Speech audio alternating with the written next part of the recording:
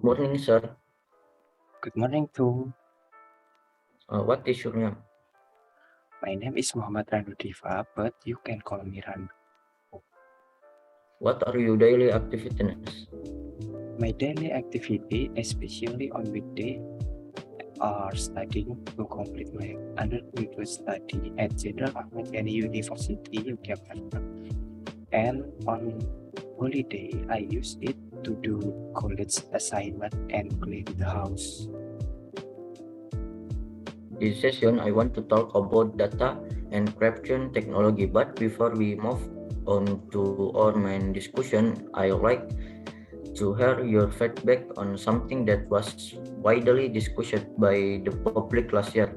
More precisely, in early 2021, information circulated that WhatsApp would provide user data to a third party that acknowledge its site, namely Facebook. I'm sure you will. Never heard of it to right. Yes, I also heard about it, and it is very interesting for us to discuss in this session. So what do you think about the end-to-end and encryption technology used by WhatsApp? And is it true that WhatsApp applies this application? I personally think this is a good technological advancement so that user can feel safe in sending message without fear of being tapped by irresponsible third parties.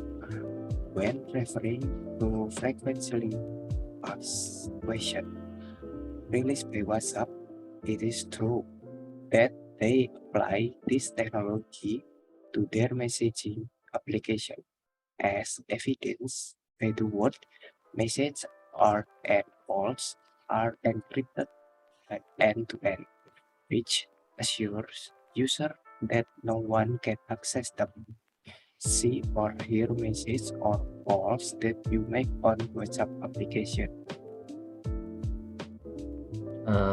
Any indication of a violation of user privacy in the recent policy update by WhatsApp?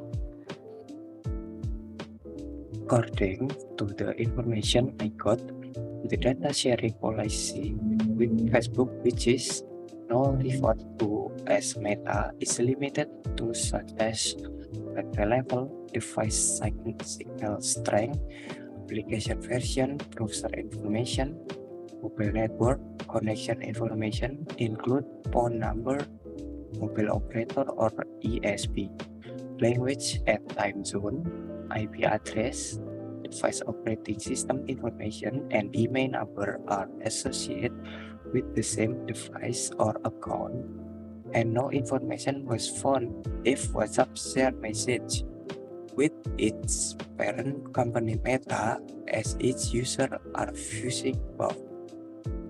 Regarding this, WhatsApp will not force the user to agree to this new policy continuously when we open the application, but it's replaced when the user reinstall the WhatsApp application. Using the same phone number on a different device, or when the user want to use the feature associated with this update for this time. So the conclusion is that users are free to agree or not regarding this WhatsApp policy update. Discussing end-to-end encryption technology, it is said that no third party can pick or listening to message and calls except the recipient himself. How does the end-to-end encryption technology work?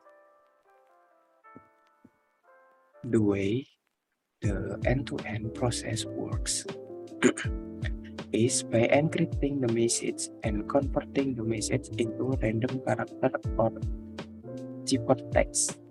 In addition, each user has a public key and private key. As a simple illustration, for example, There are two people named Agus and Beno. At one time, Agus wanted to say hello and send a message to Beno through an application that has two end-to-end encryption. Beno has a public key and private key, which are two mathematically related encryption keys. Beno public key can share with anyone, but only himself has private key. During the process of sending message, Agus uses Beno public key to encrypt the message sent. The encrypted message is then converted into ciphertext, so that it is difficult to read. The sent ciphertext has high security, so that it can be accessed or read by any party, including the application provider. The purpose of this message is to Beno account, and this message can be only be read by Beno through his private key. When a message enters the inbox, the private key will help to read and describe the message sent. Same process will occur if Beno want to reply to a message from Agus. After this technology has many advantages. It does not mean that this technology has no drawback. For example, when a message is sent through the server will know if you exchange message on certain day and time. The next example, when someone gets access to your device, that person can read, write, or send message on your behalf or vice versa. Although this technology is very safe, we ourselves must also try to secure our device so that they are not misused by other and ourselves. Other and also have to be careful of message from people we know but are acting unusual, because it could be that the device of people we know we have hacked or stolen by someone else. Well, it looks like this discussion is enough. Thank you, Rando, for attending this discussion. Thank you also, Alfie, for inviting me to this discussion.